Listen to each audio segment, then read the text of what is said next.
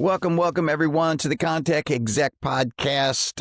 I'm your host, Robert Zimmerman, live from Texas here today. I've got my friend Todd Zabelle with me. He's back off the road. He's back in country. And man, we've got some stuff to talk about today that kind of springboard off of our last couple of conversations. We had early on talked about flow, and we then talked about some of the implementation issues that we're kind of running into there. Today, we're going to kind of jump into what does it look like when we throw AI into the mix of all this. And I'm going to defer to you, Todd. What do you think is going to happen? I mean, today we've got an issue of, I say, we don't have a planning stage. We have the absence of planning stage. I'd like to get your thoughts on that one. Yeah, that's an interesting thing. I think well, first of all, thanks for having me again, and I'm looking forward to this. Have been out on the range and got to see some really interesting things since we last got together. By the range, I mean out on projects. There's a lot of opportunities and there's a lot of implications when we talk about AI. But let's take this thing, the planning, if you will, and maybe even we need to define the word planning. I'm not really clear necessarily what that means. It's determine with whom you're speaking with. For some, planning means we're going to create a schedule using a bar chart or critical path or PERT or whatever we're going to use. Maybe there's an AI layer. Where we've spent a lot of time, which is interesting, is more on the production and the design of the production systems, but also the design of the operations. And we've been involved in some really interesting work in the UK with Ed McCann, who should get on the show from Expedition Engineering in London. And we're looking at planning from a very detailed level where we're doing what we call production engineering, right? So Right. Actually the detailed operation, step by step, how are we going to do something, whether it's a heavy lift or installing steel, which of that can we standardize? Now, that is a place where AI could provide a lot of value. And we talked before, people will say, well, where do I find out the process for doing something? It's very simple now. You could type into any of these large language models, I need a process for hanging a pipe or doing steel. That's very common stuff out there, right?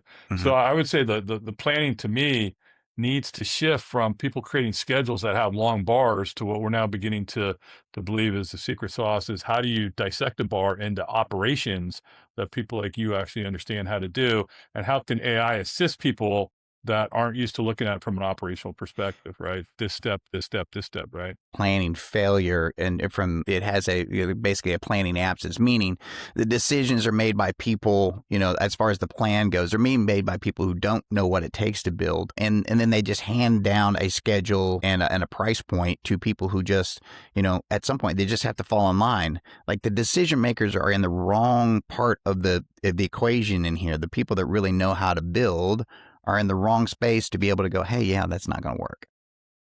Yeah, I think part of that. So the interesting part is when it really comes to what I would call this production engineering, the engineer guys are really the guys that understand what needs to be done.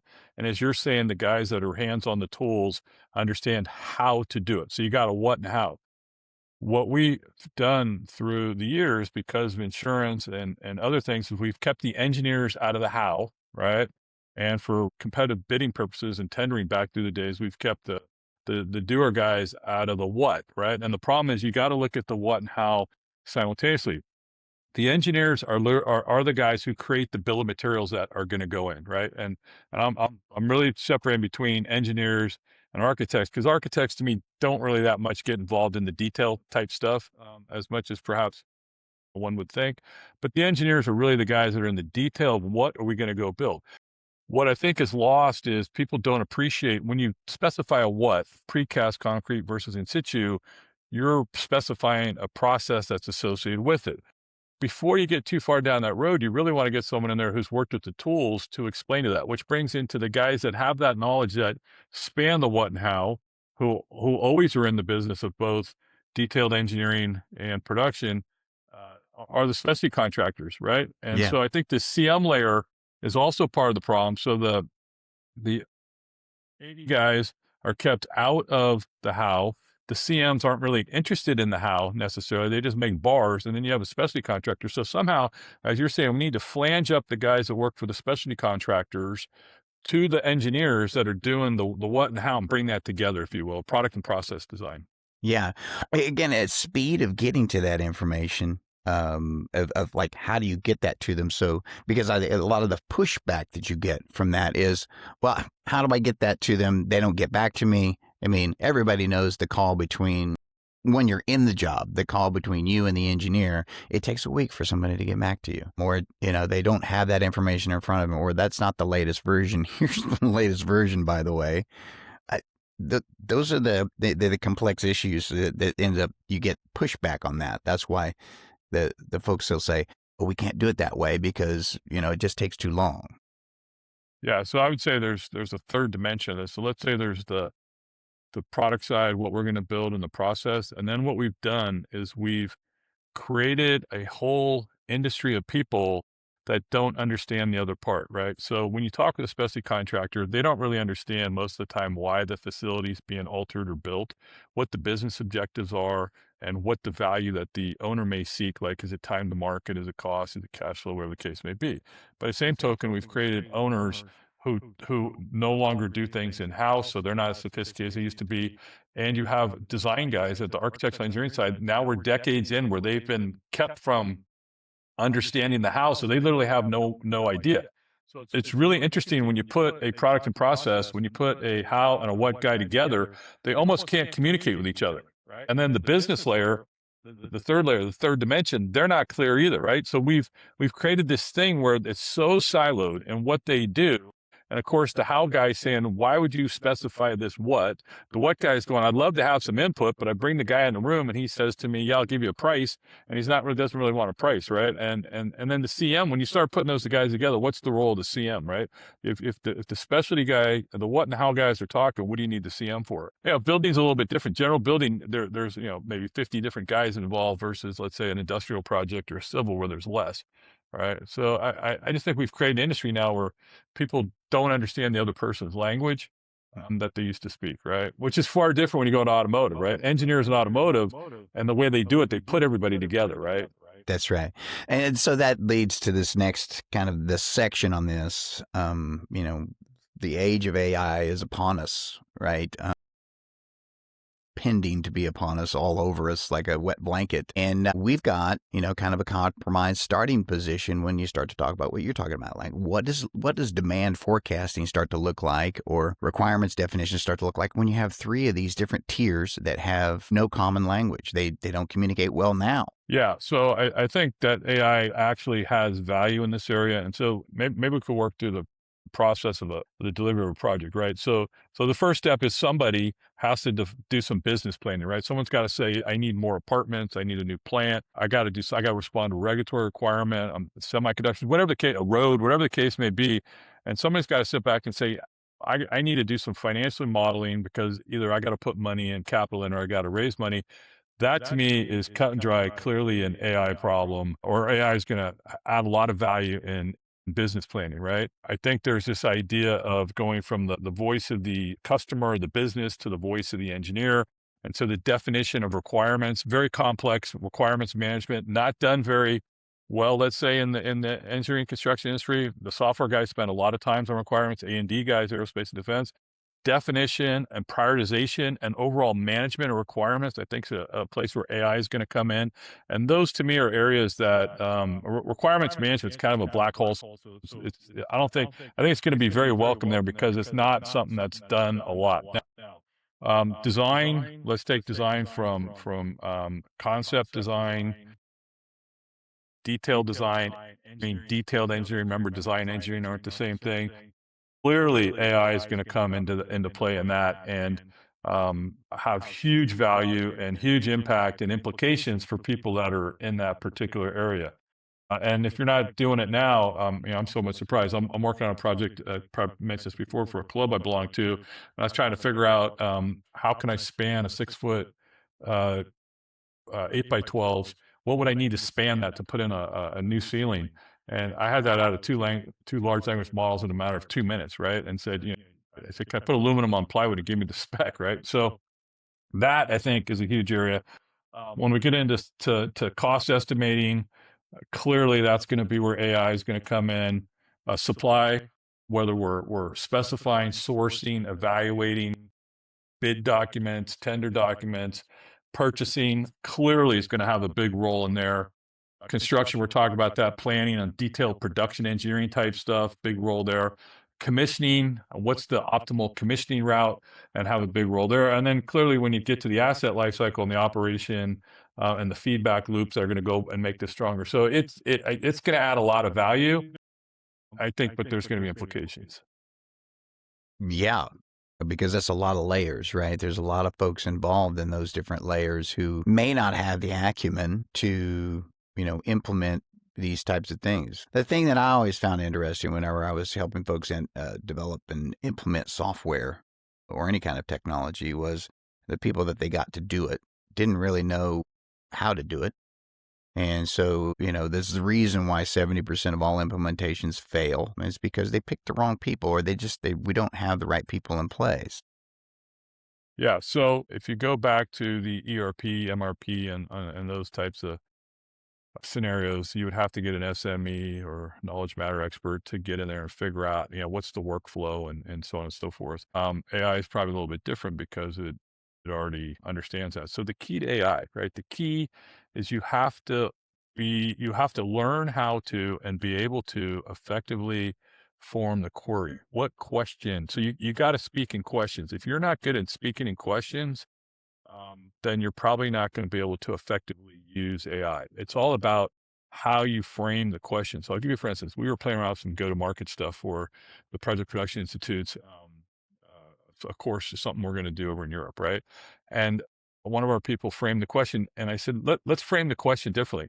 When we framed the question differently, we got a completely different result, right? Mm-hmm. So, we talk about the ability influence curve, and the ability influence curve goes down the further you get through a process. That framing of the question, whether it's in the business planning, the requirements identification, definition, prioritization, is absolutely key. So we've got to learn how to become better, be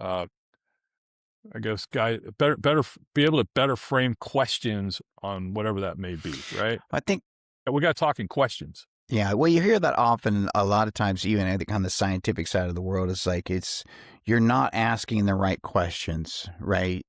It works the same way everywhere. It's kind of like now with AI, it's even more prevalent. If you're not prompting it properly, you're not asking the right questions or giving the right instructions, it's going to do kind of what it wants to do. It's going to kind of fly off if you don't give it the right guidance or ask it the right questions to kind of get you down the path that you need to go. Yeah, I would say the second part of that is what we've done a lot in this area starting when this stuff first came out. We decided to constrain where the sources are that answer those questions, right? Because you do get some stuff you may not necessarily find accurate, if you will. So we go to what we consider to be blue chip sources and control the source when we go out with the query, whatever that query may be, right? So, we go to places like MIT, Stanford, Berkeley, or whatever. When we get into technical type questions, we're not just going to anywhere out there because it picks up so much of the promotional things that are going on out there, right?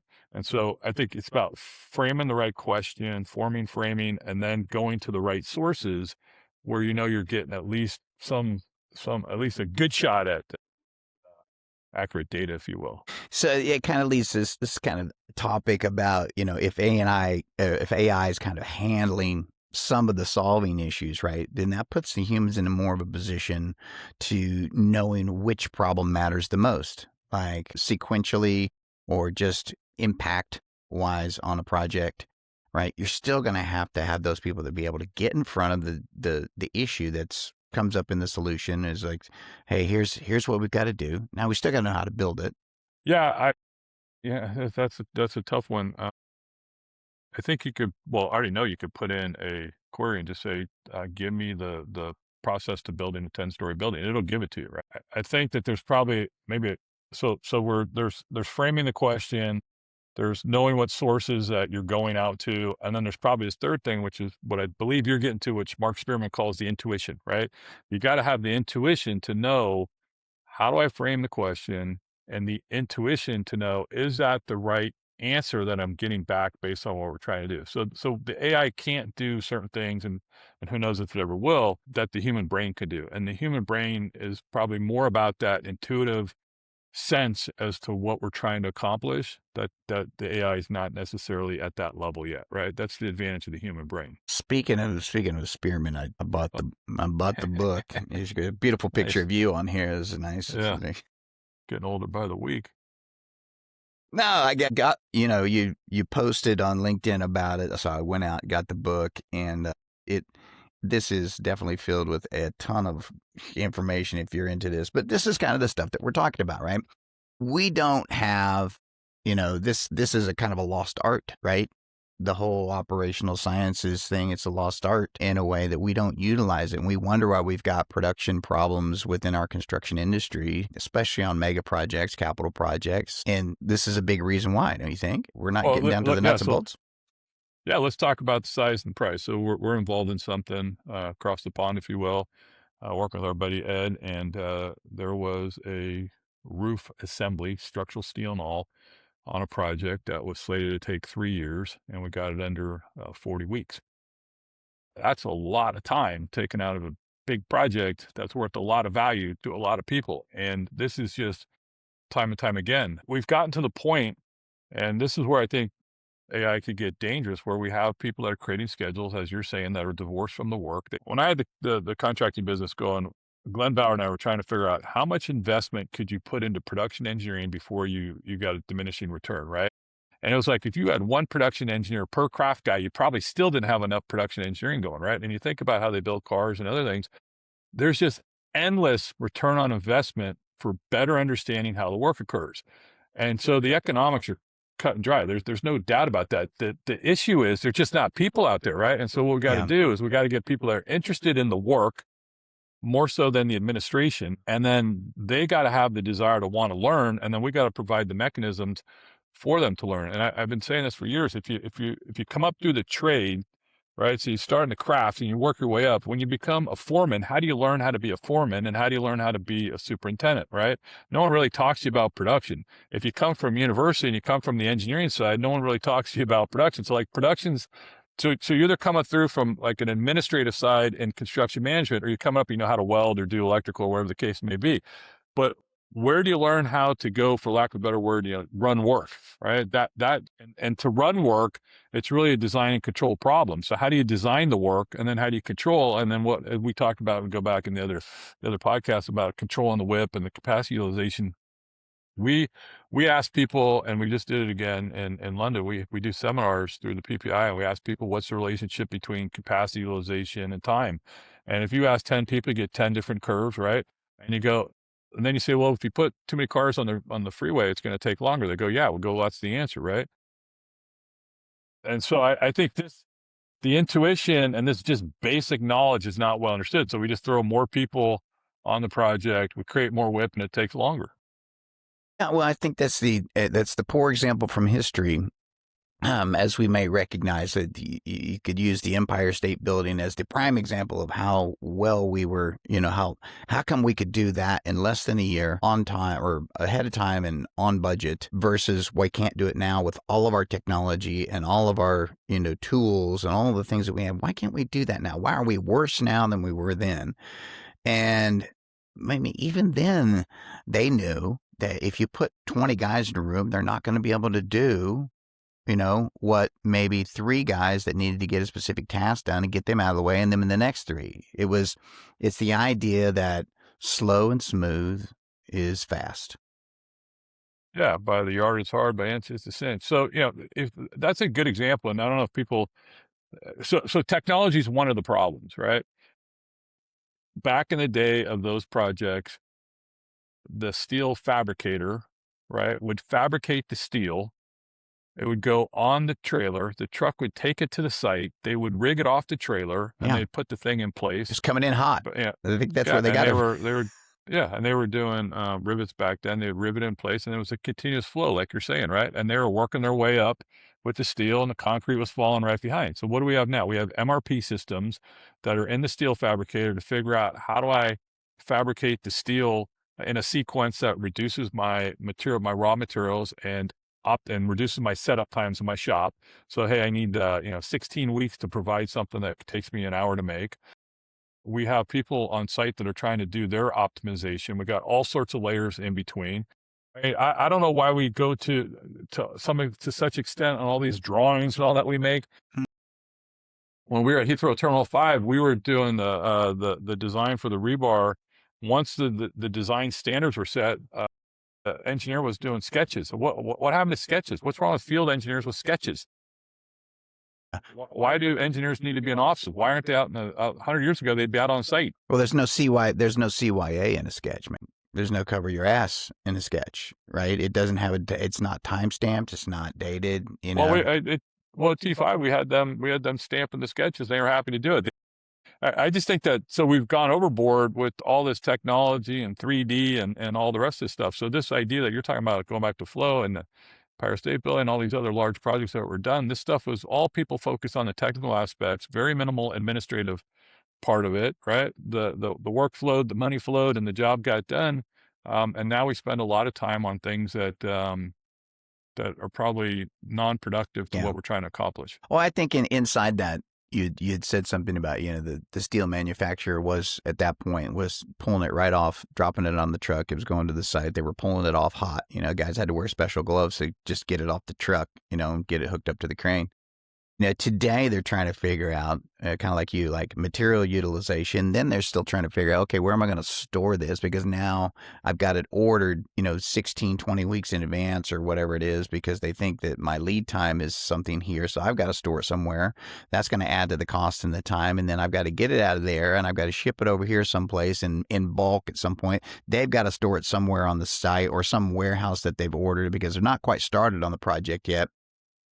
Have added all of these steps inside the build process. Yeah, and to what value, right? So the percentage completion accounting methods we talked before is a big problem, right? We get paid for all that stuff, and people make fees on top of that, and it just doesn't make sense when you think about it, right? I think maybe we said in one of the earlier podcasts. I just go back to that project where in the summer, we said you probably don't want to take all the steel out here because it's going to snow, and then you got to go find it, and it's going to corrode. And what they do, they brought all the steel out.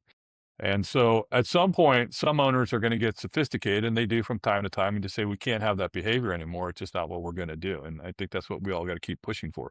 Does AI help with that? I don't know if you really need AI to tell you it's probably not a good idea to drag all the steel out and stick it in the snow. I don't know if we need AI for that. Again, I think some of the technology's actually been a burden to where, I mean, let's take steel for an example, right? You could put a simple system in place where a truck comes, picks up the steel, takes it out to the site, they rig it, take it off the truck, and the truck goes back and picks up the next one. And you just keep filling the truck, right? You don't need a schedule for that, right? That's a form of production control. We're going to have 3 trucks with 6 trailers, 1 on site, 2 on the way, 3 trailers being loaded, whatever the case may be, and you just run that system around until you're done. That's production system design, right? And we're putting control mechanisms in, which are the number of trailers, right? And then maybe you put a tech layer in there with the GPS connected and IoT connected to some visualization thing to see if the traffic's going to be late or not late. And you got to say, you know what? I might lose some hook time, but so what? Right? Right. It's not the end of the world if the hook's not working all the time. Right. It's kind of like the concrete batching, you know, when you're pouring a large concrete batch, that's what you have to do. You got to go, I got X amount of trucks. I have X amount of time. How many do I need to get this thing filled in this amount of time so that I avoid traffic? I did that on a job downtown Indianapolis. It was a gigantic hole. We were pouring some massive amount of concrete load. You know, we had just finished up the rebar mats and everything, and then we were ready for the pour. Well, we had to design that pour so that we did it in a night, right? And so we had to figure out, okay, how many pump trucks am I going to need? How many trucks am I going to need to fish, you know, to basically supply those pump trucks so the pump truck is always running, and you can't miss a beat. So everybody's got to be in line. I mean, it just a little planning, a little bit of timing. You know what I mean? We knew the traffic was going to start around 5 a.m. and that's probably a good time that we should be starting into that last bit of finish and getting the trucks and the pump trucks out of there. So it was just, you know, again, it's just one of those things where I don't see where you can't replace common sense with technology. It seems, and yet we have all of this stuff where we feel like we've got to just jump into it somehow. Like, how is AI going to save us? And I'm like, well, there's a few areas where it could really, really be of help. But then there's most areas where why don't we just use common sense in the first place? Because it'd probably end up, if we don't use it, it's going to confuse AI as some sort of historical references. They did it this way. That's my biggest worry, quite honestly, is it has some historical reference to kind of to your point. You get your information when you get that blue chip information from studies done by experts, right? Well, if you've got your new AI installed in your business or whatever, and it's pulling information that's historical crap, historical fiction, what's it going to do to that next level of your job? It's going to try to implement that historical fiction into saying that, yeah, that it's going to take 2 weeks to build that 14-story building. It's just crazy stuff like that. Yeah, let's see if maybe we could put a little story here together based on what you're saying. So let's say we're going to do a large concrete placement, and we're going to design the production system for that. So let's say we're going to use three concrete pumps, right, with a boom, and we think that we're going to. Well, we're not certain how much concrete those pumps are going to produce, right? Okay, so right there, to me, now that we're designing the production system, I think where AI could add value. Say, well, we got a Putzmeister, whatever model, whatever. What is the average throughput for that pump? What's the average yield, uptime, downtime? And so again, we know we're going to go use one of these things. That data is hard to find, right? And takes time. So I would say, okay, so we know we're going to use concrete pumps with a boom, right? We kind of know which model we might use, who the supplier is or whatever, the OEM. But what we do need is we need the data on how that's going to work. Then we say, okay, the next thing we need to know is we got to bring concrete from, let's say, we don't have our own batcher. We're going to buy it from a ready mix guy. Okay, great. AI could assist us and say, what's the average traffic routing at these times of day following this route? And is there an alternate route? Right. And then I think where AI might help us is what's the performance on a particular batcher with a certain mix. Okay. So to me, the AI is a subordinate thing. I don't know if I'd say AI design me a production system to go do a large concrete placement somewhere, but I would use it to assist me in my intuition, if that makes sense, right? I would use it even as a kind of a risk model. Like you could use it as a risk model to say, what happens if one of those goes down? What's the financial burden to have an extra pump truck not in use, just on site, just in case one goes down, and make sure I maintain my production level, right? Concocting a risk model to say, is it worth it?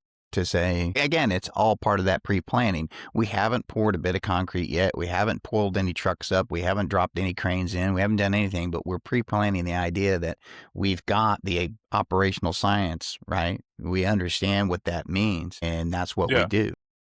Yeah, and I think the thing where the operation science come in, where we've had some really interesting aha moments from some people that we've been working with recently, is 1 and 1 doesn't equal 2. Okay, so you can't say that, let's say it takes 1 hour to do this piece of work and 1 hour to do that piece of work, and it's going to be 2 hours. It might be 3.5.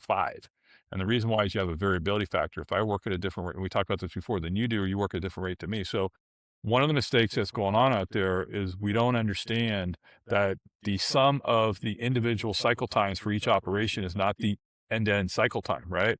And so there's a variety of sources that cause variability, but one's the actual design of the system. And so again, this is where, and I might have said this before, I was in this conference that we were hosting, and both Phil Kaminsky, who ran the IR department at Berkeley, and Mark Spearman there, and others. And I said, so when do you decide to use AI, and when do you use operation science? They're saying, look, operation science covers a lot of stuff we already know. So you don't need to ask AI. We could build an operation science model and run simulation or analytical modeling to figure out how that production system is going to behave. What we don't know is the equipment behavior, right? That's where I think AI helps a lot on the equipment behavior. Again, the yield of that pump, the throughput of that pump, the downtime of that pump, right? That's the information you need that people aren't really necessarily getting into. And I agree with you. You're probably going to need some kind of capacity buffer. You can't have a buffer of concrete. That's called precast. So you can only have a buffer of capacity, which is another pump. So then, you're saying that from intuition. I better have, what's the name you say? 1 and 1 is none, and 2 is 1.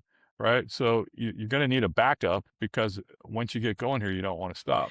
Well, something with from a GC perspective, I was always, I would get concerned about that when I was looking at it, and I'd look at a job and I go, okay, it's not about. There's a lot of optimism. Obviously, early on in a job, there's a ton of optimism. Early in a job, okay, we're going to do this great thing. It's like my optimism ran out about the day that we got permits on the building, because I was like, okay, what goes wrong next? And I think that's the thing that a lot of people forget. There's a lot that can go wrong, and how do you predict it? That's what everybody always asks me when they start talking about software. It's like, when are we going to get to the predictability stage of these kinds of things? It's like, well, you can predict a lot of things. It doesn't mean it's going to be right. Well, I challenge that a little bit, only because it depends on how you're, what it is you like to predict. All right. So this thing I'm saying, 1-on-1 doesn't equal 2. We could get highly reliable prediction of what's going to happen in your production system through analytical modeling and certain simulations, right? But what the challenge is in doing that is you actually got to understand the works. Running a prediction on a schedule is a waste of time, though people seem to be very enamored with that. What you really want to understand, and again, you could do this fairly reliably, is predict how the production system's going to behave by modeling it. But to model it, you got to sit down and you got to figure out, let's go back to your example. What's my demand and associated throughput for the amount of concrete I need to place in a given time? What equipment am I going to be using, and what's the yield, and so on and so forth in the downtime? And through that production system, how's it all going to behave? What gets interesting is when you model that, and then you compare it back to the schedule. Either you got a guy that just has a single bar concrete placement, and he looks good as long as you're within the bar, or you have a guy that's trying to break that thing down, and he's not going to look good because he's not going to have the fidelity of the production system modeling might have. So it depends on what you're trying to predict, but we could get there with operation science. That I'm extremely confident when we do that all the time.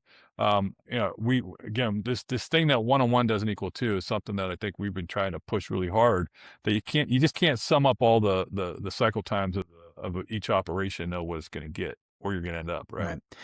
So that kind of just brings me, and we may have probably touched on this before, but how have we gotten so far away from, the actual feasibility of a build and understanding what that means? How have we gotten so far away from that into this kind of administrative level of, it looks like it should take this long, or I'm only going to pay you this much, so just go get it done, kind of build me a bicycle kind of thing? So that's a great question. So I started studying this. I was learning this a while back. I guess it really started, the outsourcing and offshoring started after World War II, when we decided we have to help rebuild the world, and really became prevalent in the 90s and the early, right around 2000. And this idea started with, so if you took Shell, the oil company, right, the oil and gas company, Royal Dutch Shell, those guys used to have their own drill rigs. They had their own craft people. They had all their own stuff, right? And people came in and said, look, you got to get to your core business. And Drucker was one of those guys, followed by others, that said, you got to get to what your core is. Well, it's one thing if you're, was that guy, ITT Corp, and you're involved in everything and anything as a corporation. But, what was core and what's not core? And then this idea of offshoring. So it started with the owners. I remember sitting down in Texas City with a guy from back in the day when it was DuPont. And, he said, we just got rid of our whole engineering department. We don't do anything, right? We rely on this EPC firm to do everything. We just babysit. So then the EPC guys come along, and they were direct hire, right? A lot of them. And they're like, now we're going to do EPCM. We got to outsource everything too. So then it gets down to the specialty guy, right?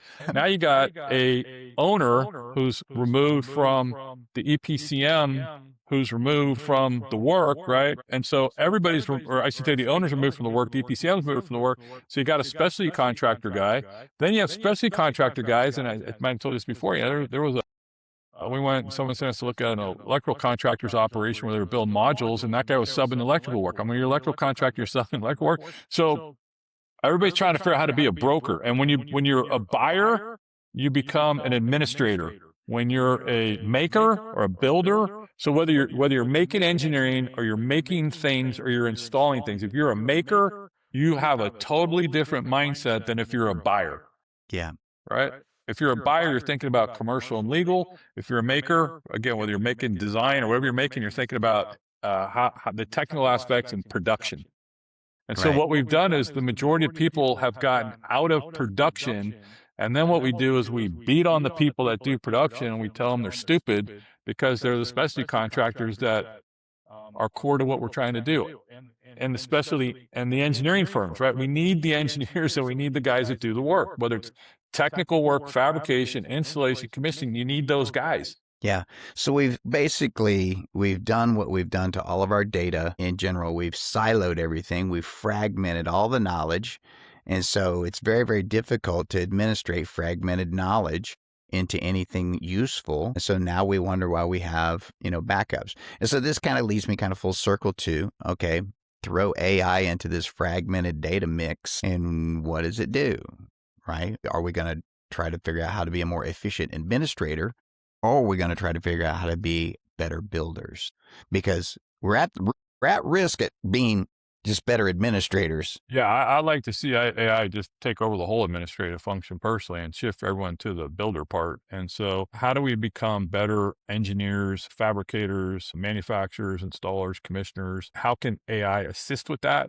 I think that's still going to take some contemplation. Again, clearly, if you want to get a work process on how to go do something out in the field, it'll give you that. Clearly, it'll do design type stuff.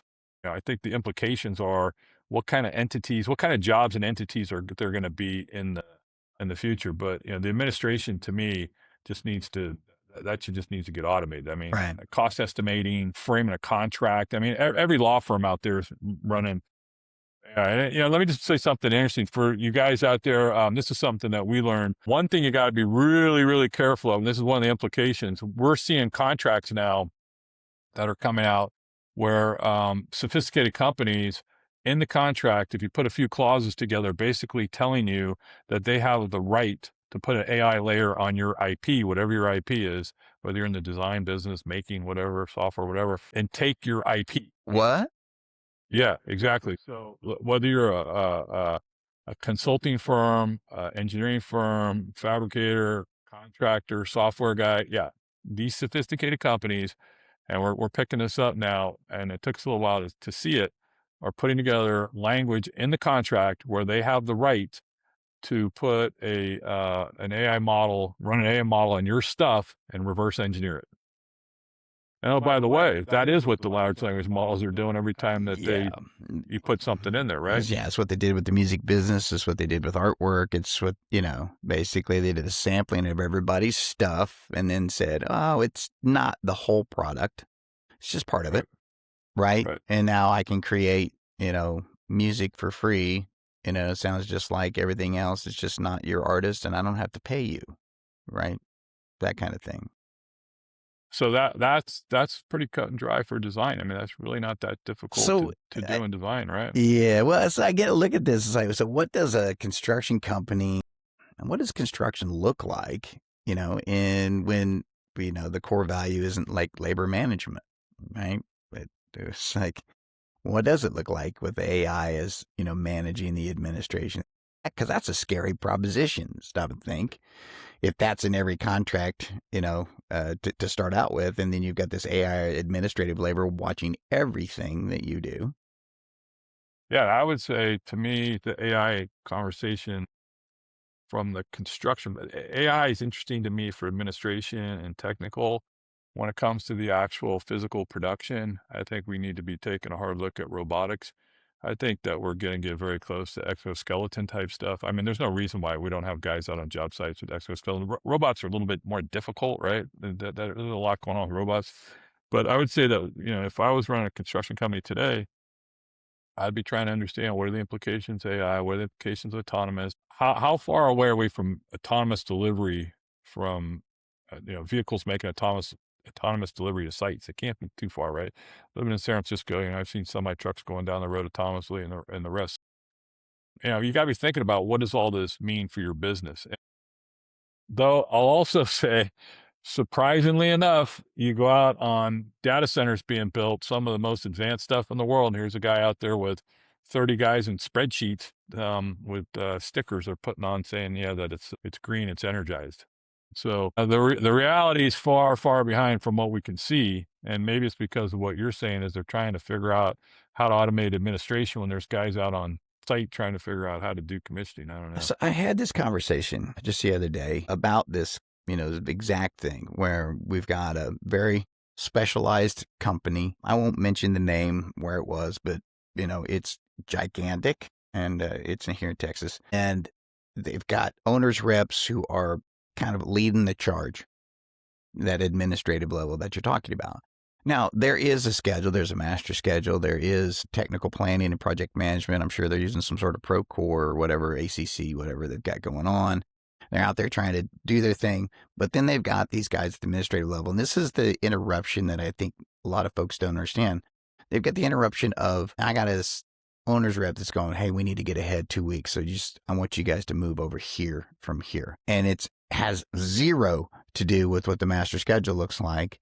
It has zero to do with anything that resembles some sort of, trade management that keeps people from being on top of each other. I literally walked through this building, Todd, and I swear to God, I was like, I just laughed because I didn't have to walk but maybe 1,000, 2,000 square feet of it and go, this is just jacked up. This isn't done, but this is done over here. Why are we head over here? Why are we doing that? And the guy that I was talking to, the foreman, he was like, oh yeah. He goes, basically what they give me is they give me a week, he'll come in with a piece of paper, like a sticky note, and go, yeah, here's what we're going to do this week. All the technology in the world, everything you ever want, probably some AI layer involved in it. Guy with the sticky note who doesn't know anything about building says, we need to get 2 weeks ahead of this and I need this done here. Take that. Yeah. So this is interesting. And I don't know how many people ever thought about this, but quarterly earnings calls drive a lot of strange behavior in construction. And what I mean by that, we were involved in a very large oil and gas project where they flooded the site with about, I don't know, somewhere between $5 and $10 billion worth of materials. Okay. And what they wanted to do was, again, take the percentage completion accounting method and say, we're on target. We're seeing people, we had heard the other day on a nuclear project, they put the reactor in 2 years early because excuse me, not the reactor, the turbine, 2 years early because they were having a milestone that they wanted to achieve to tell the street, we've achieved this milestone. And the list goes on. And what you're talking about is when it gets down to, let's call it the field level, where they're jumping around trying to show progress because all the way at the very top at the owner's level, they've made a commitment. They said everything's great, right? And I don't know if you've noticed in the last 2 or 3 weeks, I keep saying this, I don't, I've been on a lot of these projects and I'm not clear if we're doing the same thing, how guys in the data center tech business are going to have different results than oil and gas, semiconductor, civil infrastructure, buildings, hospitals, this goes on and on. They're not. We're now beginning to see that things aren't what everyone says they are. And so when the top guys are on the earnings call explaining to the investors, it's looking great, right? People down in the field are getting pushed to do things to make sure it looks great. Steel's going up that doesn't need to go up so they can have a topping out party. Turbines are being installed. I mean, we're not talking little turbines. We're talking massive turbines are being installed so we could show progress. And as you're saying, then we start flooding the site with people and it just gets discombobulated, if that's a word. And what happens is the schedule shoots out. I saw it happen in action that day that I was there. I saw 10 guys show up on this job doing their part of the work. Saw 10 guys from a labor agency show up about 10 o'clock. You know what I mean? Because the GC that morning or the owner's rep that morning came down and says, we need to see more guys on the job site. So I was haul some guys in here. I asked, I said, what are these guys going to do?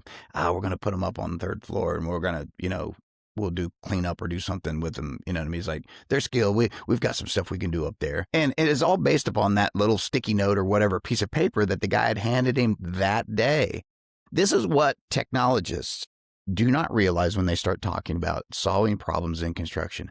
I do not believe that there is a technology that you're going to create that's going to solve this problem right here.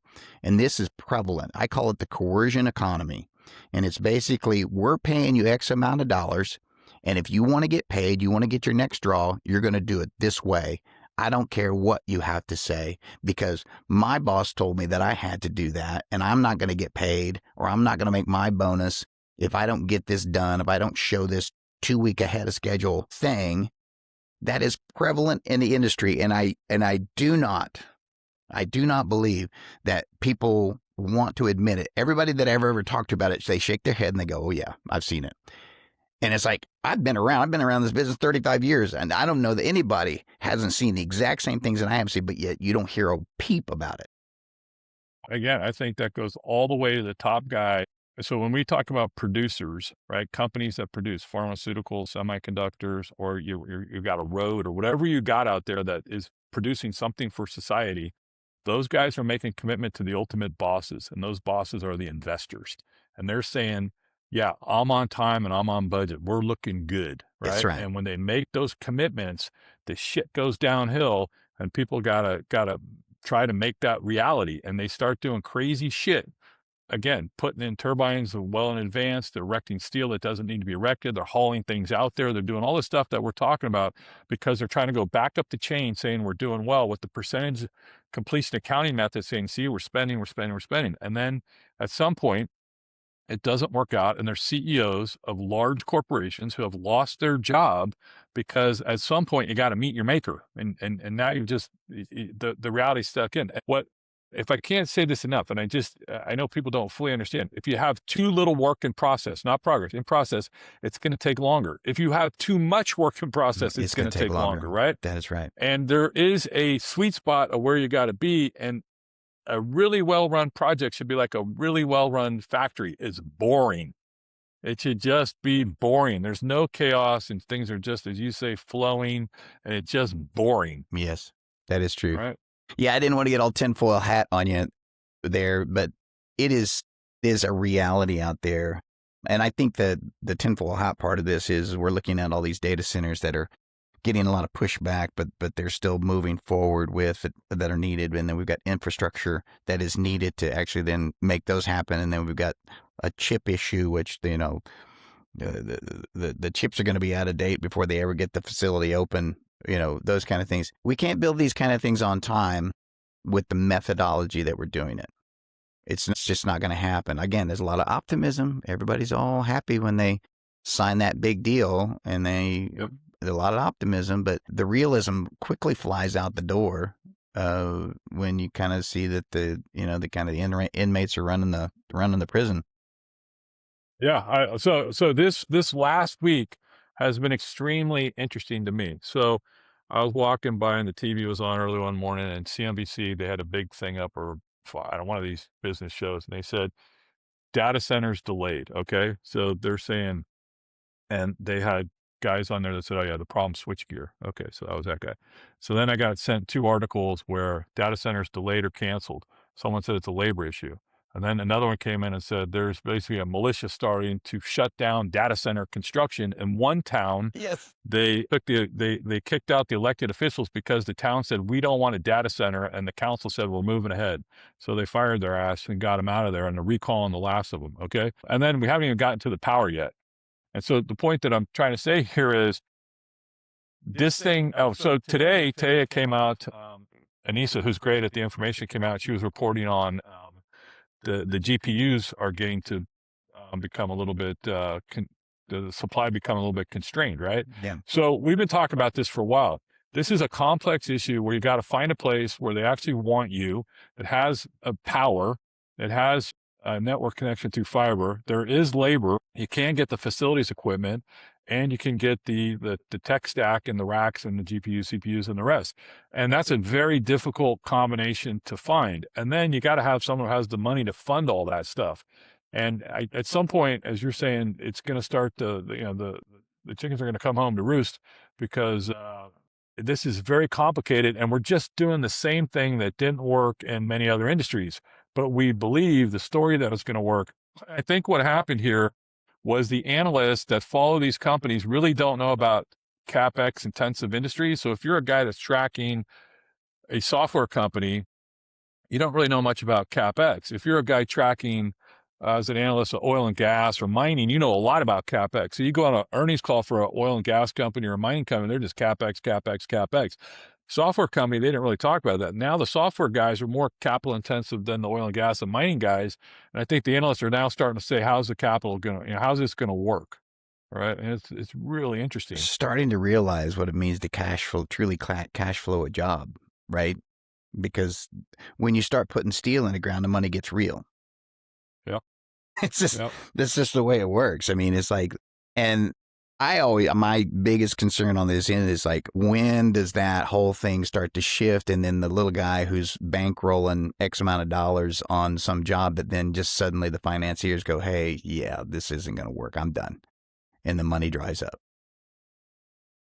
I would say there was an article that came out that I was reading that these guys are trying to syndicate this stuff, and they're running out of people to syndicate with. And so the banks are getting a little bit jumpy right now. So it'll be interesting to see how this plays out. And I think, for us that come at it from the construction industry, and the power is the whole nother. We're involved in a couple things on some initiatives in nuclear, and the power is a whole nother side of this thing where, Yeah. Yeah. power projects aren't notoriously on time and on budget either, especially nuclear. And so you got It's people not even, walking around saying, I'm going to go build a nuclear power plant. It doesn't really work that way. well, yeah, and it's not even, quite honestly, I mean, the plant itself being built is not, probably the thing that takes the longest. I mean, there's a hookup time now for some municipalities, like 48 weeks, Yep. a year, 2 years, just to even get hooked up, with the supply that you need. And I don't care what kind of PPA agreement you've got if you can't get hooked up, you're not going to be getting any of that power anyway. Yeah, So, and it's a little bit more complicated to build your own power. I think a friend of mine in the UK, uh, probably one of the top nuclear guys in the world, Tony Rulston, he sent me an email the other day on this thing that we're working on, and he said, "Who are these people?" I said, "Tony, let's talk." So I got off the phone with him this morning, San Francisco time. I'm like, "Tony, let me tell you the story about all these people, right?" He goes, "Oh, I thought it was just me." I said, "No, Tony." I said, "A bunch of people have decided that they're into nuclear power now because they need power for their data centers." Because, but it doesn't work that way. You can't just plug a data center into a power plant. There's like a lot more to it, right? And I go, "Tony, that's why we've invited you to get involved." And so I just think the story is so great. It's really, I don't think it's 1999.com. I think it's 2012, fracking, and everybody's at the feeding trough, and we're about 3 years away from it thinning out and getting back to the people that actually know how to be involved in this kind of stuff. yeah, I think so too.